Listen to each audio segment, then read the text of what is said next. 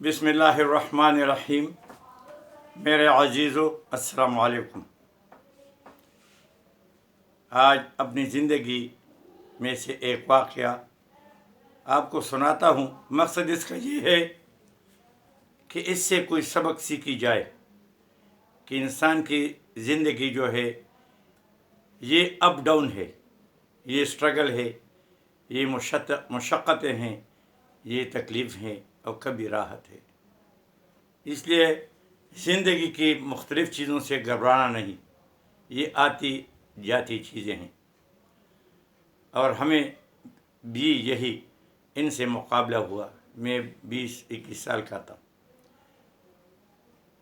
کہ جنگی قیدی بنا اور ہندوستان کے ایک بہت اسلامی شہر الہ آباد میں جنگی قید کے جو کیمپ تھا اس میں منتقل ہوا۔ بہت کٹن مرحلہ تھا۔ ہم سب نوجوان تھے جتنے تھے۔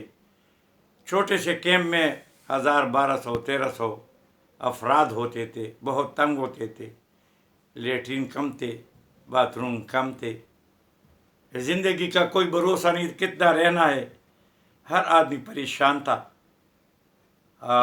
پیچھے جو ہے زیادہ تر نوجوان تھے، بغیر شادی کے تھے، کیونکہ آرمی میں سارے نوجوان ہوتے ہیں، اور ان کے جو لاحقین تھے، والدین تھے، رشتہ دار تھے، بہن بھائی تھے، ان کے ساتھ کوئی رابطہ نہیں تھا، اور ان کا ان کے ساتھ نہیں تھا، ان کا ان کے ساتھ نہیں تھا۔ بہت پریشانی تھی۔ اس پریشانی میں جتنے ایک چھوٹی سی جگہ پہ آپ 1000 1200 لوگوں کو جمع کریں گے تو چھوٹی چھوٹی چیزوں پہ تو میں ہوتی، اور وہ تو میں ایک دن حد سے بڑھ گیا، اور باقاعدہ ہاتھا پائی میں آیا، اور پھر گھمسان کی جنگ شروع ہو گئی، اور جنگ جو ہے وہ 2 فرقوں میں بٹ گیا۔ ایک جو ہے پنجابی اور دوسرا پٹھان۔ پنجابی میں 1-2 فرد تھے جو بہت طاقتور تھے، پہلوان جیسے تھے، مگر اوپر سے بالکل خالی تھے۔ جب لڑائی شروع ہو گئی تو ظاہر ہے پٹھان لوگ کم تھے اور ان کو مقابلہ نہیں کر سکتے تھے۔ ایک آدمی پہ 10 آدمی شروع ہو گئے مارنے پہ ہاتھوں سے۔ جب اوپر جو پوسٹوں پہ چیک پوسٹ ہوتے ہیں اوپر تھے، بہت اونچے کارنروں پہ تھے کیمپ کے، ان نے دیکھا، انہیں سیٹی بجائی شروع کی، ہوائی فائرنگ شروع کی، کیونکہ ڈائریکٹ فائرنگ مارتے تو کئی لوگ مر جاتے، اور نیچے گھمسان کی جنگ جاری تھی۔ ان کے پاس کوئی حل نہیں سوچ رہا تھا، نہ کوئی وسل کو سن رہا تھا اور نہ کوئی فائرنگ کو سن رہا تھا۔ بس یہاں ایک پٹھان ساتھی تھا، 4 کا تھا، بہت خوبصورت زبردست قسم جذباتی آدمی تھا۔ انڈین ایکٹر جو اب فوت ہو چکا ہے، فیروز خان جو اس کا نام تھا، بالکل ہو بہو اس کا شکل تھا۔ جب لڑائی بہت گرم ہوئی اور اس نے دیکھا کہ ہم مار کھا رہے ہیں، تو اس کیمپ میں آدھا کیمپ کے درمیان میں دروازہ ہوتا تھا فینسنگ کا، اور آگے جو تھی وہ وہاں باتھ روم لیٹرین ہوتے تھے، ساتھ کچن ہوتا تھا۔ اس وقت جو تھا وہ کھانے سے تھوڑا سا پہلے ٹائم تھا، وہ دروازہ کھلا تھا اور لڑائی شروع ہو گئی۔ بس یہ بھاگ کے گیا، کسی کو پتہ نہیں چلا۔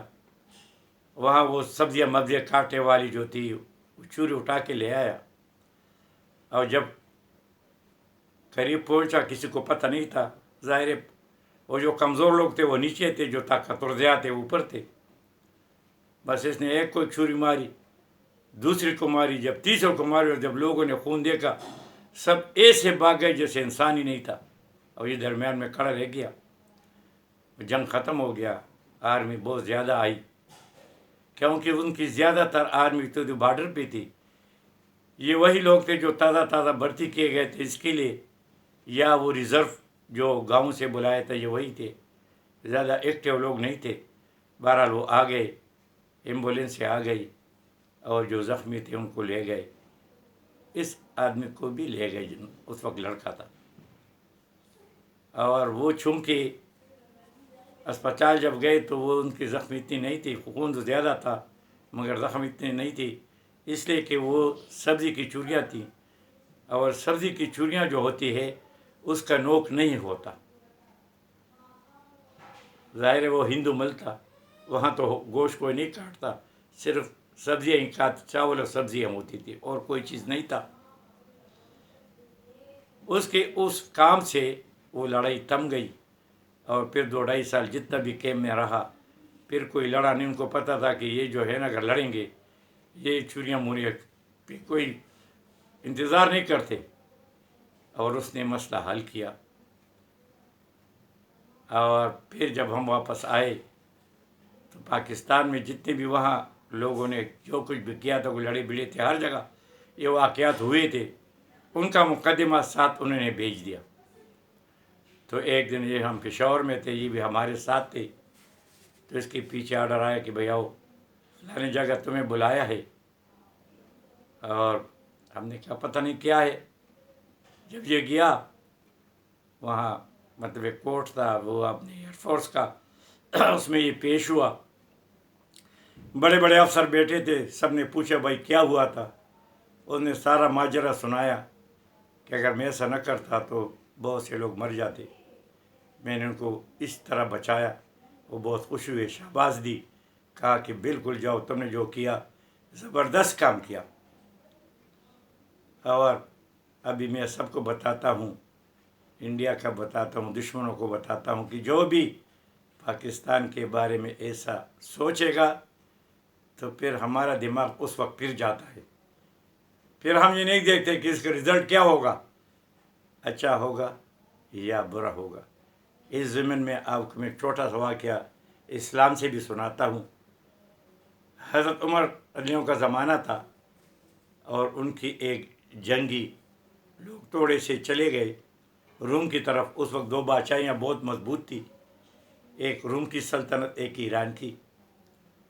وہاں گئے، وہ انہوں نے پکڑ لیا، وہ یہ توڑے لوگ تھے، اور وہاں پوری فوج تھی، وہ بادشاہ کے سامنے پیش کیا، تو بادشاہ نے اس کو ترغیب دی کہ بھائی ایسا کرو، تم اپنے نبی کے بارے میں یہ الفاظ کہو۔ انہوں نے کہا یہ تو بالکل نہیں ہو سکتا، تمہیں یہ دیں گے، وہ دیں گے، فلانا سب کچھ بتا دیا، لڑکیاں دیں گے، دنیا جہان کی جو نعمتوں کا ذکر تھا وہ بتایا۔ انہوں نے کہا کبھی نہیں ہو سکتا۔ تو پھر انہوں نے ایسا کیا کہ ایک کڑھائی بڑے لے کے اس میں تیل گرم کیا بہت زیادہ، اور ان کے سامنے ایک ساتھی کو اندر گرا دیا، اور وہ غریب تڑپ تڑپ کے اس طرف فوت ہو گئے۔ تو اس وقت جو تھا اس کا لیڈر جو تھا مسلمانوں کا، اس نے رونا شروع کیا۔ تو وہ بادشاہ نے کہا کہ شاید کام بن گیا، اس کو بلائے کہ آ جاؤ بھائی، اگر میری پہلی والی بات تم مانتے ہو تو بات وہی ہے، ورنہ سب ایک ایک مریں گے۔ اس نے کہا میں اس پہ رویا نہیں ہوں کہ میں مروں گا، میں صرف اس پہ روؤں گا کہ یہ آدمی تو ایک دفعہ مرا۔ میں کہتا ہوں کہ کتنے 1000 سانسیں میری ہو اور اس طرح مجھے آگ تیل میں ڈالیں اور پھر چھوڑیں۔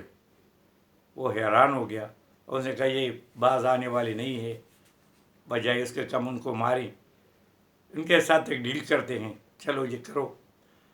انہوں نے کہا تم نے میرے ماتھے کو چومنا ہے، یہ ماتھا چومنا ایسا ہے عربوں میں کہ تم میری بڑائی کو قبول کرو گے کہ میں تم سے بڑا ہوں، مطلب عہدے میں یا بادشاہی میں، سب کچھ میں۔ تو اس نے سوچا تو پھر کیا ہوگا؟ انہوں نے کہا تمہارے ساتھیوں کو میں چھوڑ جاؤں گا، تم بھی جاؤ۔ انہوں نے کہا اپنے ساتھیوں کی زندگی کے لیے مجھ پہ ضروری ہے کہ میں کروں۔ تو اس نے اس کا بادشاہ کا ماتھا چوما اور ان کو رہائی ملی۔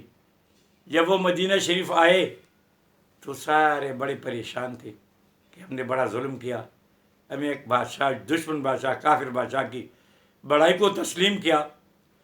جب عمر رضی اللہ عنہ کو سارا ماجرا سنایا، عمر رضی اللہ عنہ بڑے خوش ہوئے، اس کو بلایا کہ بھائی یہ ایک ایسا آدمی ہے، اس نے ایسا کام کیا کہ اس کی وجہ سے باقی سارے صحیح سلامت واپس آئے تو اس نے کہا کہ پہلے میں اس کو ماتھا چوموں گا، پھر جتنے لوگ بھی ہیں بہت سے لوگ بیٹھے تھے سب اس کی عزت میں ماتھا چومے تاکہ اس کے دل سے وہ گناہ جو ہے وہ مٹ جائے، کیونکہ اس نے بہت بڑا کام کیا، اپنے ساتھیوں کو بچایا، ورنہ سب مر جاتے، کیا فائدہ تھا۔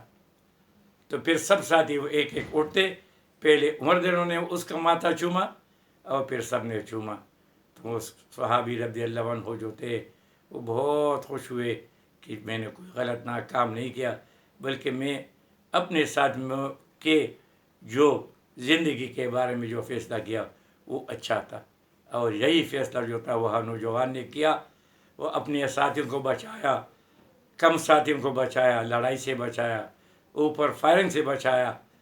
بس بھائی میں آپ عرض ہے کہ انسان سے جب بھی کوئی اچھا کام ہو سکے وہ اللہ کے لیے کرے، دنیا مختصر ہے اور یہ یہاں کا زندگی مختصر، آخرت بہت بڑا ہے، وہاں کی زندگی بہت بڑی ہے، یہاں کی کامیابی عارضی، یہاں کی خوشی عارضی، یہاں کا غم بھی عارضی۔ 50 سال سے زیادہ ہوئے ہمیں آئے ہوئے ہندوستان سے، ایک دن بھی یاد نہیں، جو گزرا وہ گزرا۔ کبھی نہ کبھی سوچتا ہوں تو پھر یہ خیال آتا ہے، اس لیے میں نے ایک ڈائری لکھی ہے، مگر ابھی اس کو کون دیکھے گا، تو یہ ایک ایک واقعہ میں اس لیے سناتا ہوں کہ بھائی کوئی ہمت نہ ہارے، کوئی یہ نہ کہے وہ ہم کہاں پنسے تھے، موت ہمارے سامنے تھی، جنگ میں موت ہمارے سامنے تھی، ہم گرتے رہے، کیا اللہ نے ہمیں زندگی دی تھی تو آپ کے سامنے بیٹھا ہوں۔ زندگی اور موت اللہ کے ہاتھ میں ہے، کل نفس ذائقۃ الموت، ہر آدمی نے مرنا ہے، کسی نے نہیں بچنا۔ اچھے کام کے لیے مرے تو فائدہ، فضول کاموں میں مرے تو سراسر نقصان۔ وما علینا الا البلاغ۔